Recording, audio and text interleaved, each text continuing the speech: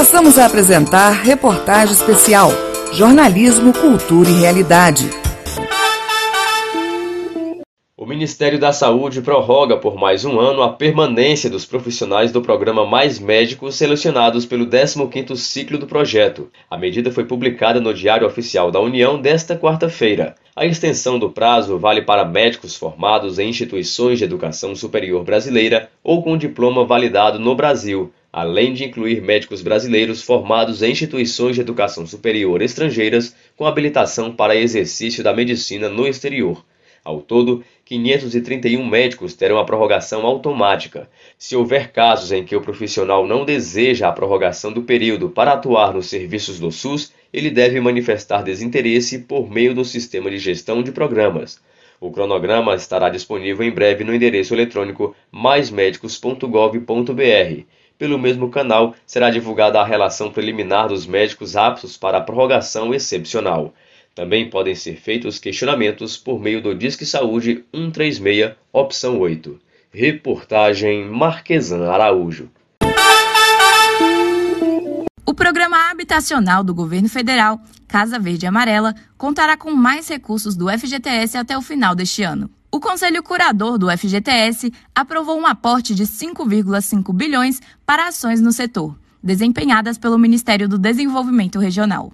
Ao todo, o montante disponibilizado para as políticas públicas de habitação chegará a 62 bilhões em 2020, de um total de 68,9 bilhões. O novo programa de habitação vai substituir o Minha Casa Minha Vida, herança do governo Lula, com juros mínimos de 4,25% ao ano e condições diferenciadas para o Norte e Nordeste, além da possibilidade de renegociação de dívidas com os programas para os beneficiários de mais baixa renda. Segundo o ministro do Desenvolvimento Regional, Rogério Marinho, os recursos do FGTS são essenciais para que o governo dê continuidade às políticas públicas de habitação, impulsionando e dando mais fôlego ao programa. A promessa de execução é construir mais unidades habitacionais com menos dinheiro. Nós demos um impacto maior da diminuição da prestação no Nordeste para que o maior número de famílias tenham acesso àquela região onde a demanda reprimida é muito maior em função da dificuldade financeira das famílias. O Conselho Curador do FGTS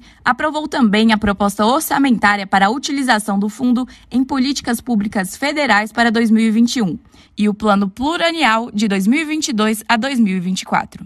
No ano que vem, esse valor também será de 68,9 bilhões. A previsão é que o setor habitacional tenha acesso a 56,5 bilhões, o de saneamento a 4 bilhões, o de infraestrutura urbana a 5 bilhões e outros de 3,4 bilhões para o FGTS Saúde. O novo programa passa a dividir o público em 3 grupos e, além de financiamentos de imóveis, prevê ações voltadas à regularização fundiária, reforma de imóveis e retomada de obras. O correspondente do Caixa Aqui, Wesley Alves, avaliou que, na prática, mais famílias serão beneficiadas, fomentando a construção civil no país, gerando emprego e renda. Quando falamos do novo programa Minha Casa Verde e Amarela, estamos falando de um programa de governo que beneficia não apenas ao mutuário direto do financiamento, mas sim toda uma cadeia de produção, que vai desde a loja de material de construção até o trabalhador direto da construção civil. O programa habitacional foi criado pela medida provisória 996/2020. O texto, que já entrou em vigor, ainda precisa ser votado na Câmara e no Senado para ser transformado definitivamente em lei. Reportagem Rafaela Gonçalves. O horário eleitoral gratuito nas emissoras de rádio e TV referente ao segundo turno das eleições municipais de 2020 começa nesta sexta-feira. A propaganda vai estar liberada até 27 de novembro, 2 dias antes da votação prevista para o dia 29. Os postulantes ao cargo de prefeito terão o mesmo tempo para a propaganda eleitoral. Serão 2 blocos fixos no rádio, das 7 às 7h10 da manhã e do meio-dia ao meio-dia e 10. Já na TV, as transmissões ocorrem de 1 às 1h10 da tarde e das 8h30 às 8h40 da noite. As emissoras de rádio e televisão aberta e por assinatura deverão reservar também 25 minutos diários para uso em inserções de 30 e de 60 segundos, levando-se em conta os seguintes blocos de audiência: entre 5 e 11 da manhã, entre 11 da manhã e 6 da tarde e das 6 da tarde à meia-noite. 57 municípios com mais de 200 mil eleitores vão ter segundo turno. Os cidadãos dessas cidades vão escolher os seus prefeitos para os próximos 4 anos. Reportagem Felipe Moura.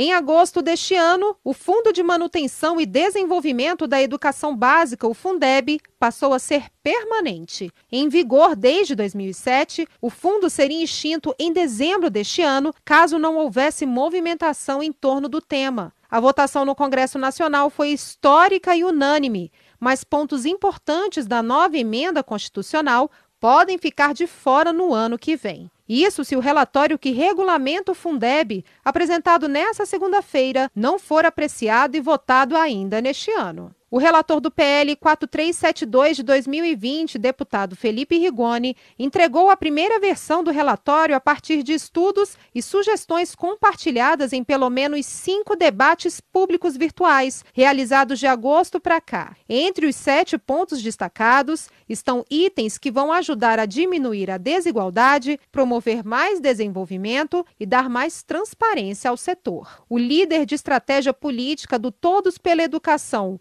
Lucas Ruger Bruger, elogia o relatório preliminar apresentado por Rigoni. Ele traz todos os elementos necessários para a operacionalização do Fundeb em 2021 e deixa alguns temas que já eram consenso na Câmara dos Deputados para regulamentar na atualização da lei ano que vem. Mesmo esses temas, ele já circunscreve de forma muito específica, dizendo qual é o direcionamento que eles devem tomar na atualização da lei, o que parece positivo para que o texto seja coerente com o que está sendo aprovado. O texto está travado, já que não contempla algumas pautas do governo federal, como estender o escopo de escolas privadas sem fins lucrativos aptas a receber o recurso do Fundeb. O texto mantém a autorização apenas para a educação infantil, a educação no campo e a especial. Para o pesquisador e doutor em psicologia educacional Afonso Galvão, é preciso destravar a pauta e priorizar a educação básica no Brasil, que tem sido negligenciada há tempos pelo Estado. As polêmicas estão sendo colocadas muito pelo governo e por certos segmentos do setor privado. O setor privado quer uma garantia de destinação de recursos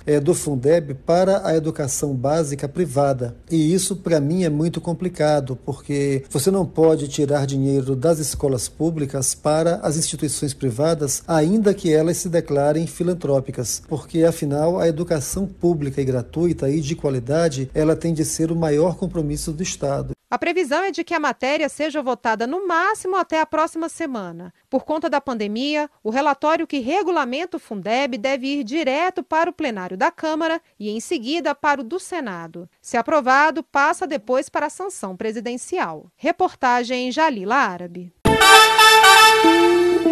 O Senado aprovou nesta quarta-feira um projeto de lei que prevê o repasse de 4 bilhões de reais como socorro financeiro a empresas de ônibus e de metrô. A proposta visa compensar a perda de caixa das companhias em razão da pandemia da Covid-19. Serão contempladas unidades da federação com mais de 200 mil habitantes. Do total de recursos, 30% serão destinados a estados e o Distrito Federal, enquanto 70% ficarão com os municípios. Pelo texto, que é de autoria do deputado federal Fábio Schiochetti, do PSL de Santa Catarina, os gestores públicos que vão receber os recursos ficam proibidos de aumentar as passagens enquanto perdurar o estado de calamidade pública. Como a proposta já havia sido aprovada na Câmara dos Deputados, o texto agora vai à sanção presidencial. Reportagem Paulo Oliveira. O teste de liberação interferograma passará a fazer parte do Sistema Único de Saúde em até 180 dias. A informação consta em portaria publicada recentemente no Diário Oficial da União. Com isso, os pacientes terão acesso a mais uma opção no combate à tuberculose. De acordo com a Comissão Nacional de Incorporação de Tecnologias no Sistema Único de Saúde, o novo procedimento é capaz de prever o desenvolvimento da tuberculose ativa. Por esse motivo, com o método é possível ampliar a orientação clínica para o diagnóstico da doença, reduzindo assim o número de casos. Hoje em dia, o procedimento utilizado no SUS é o tuberculínico PPD, realizado em 2 etapas. A primeira delas é a aplicação do teste, enquanto a segunda diz respeito à leitura e interpretação do resultado.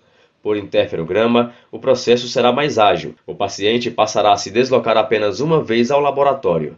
Reportagem Marquesan Araújo.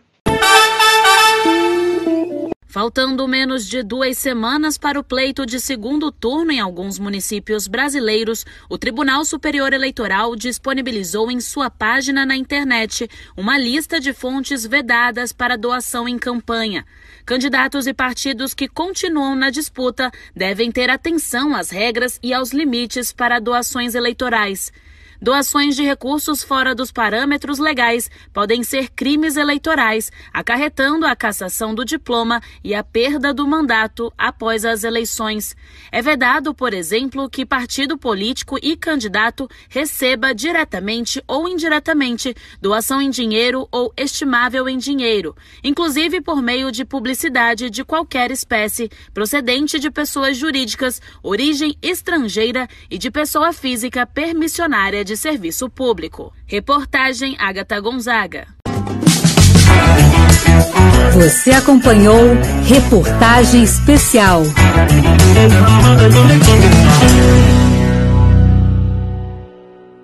Digital, a sua rádio.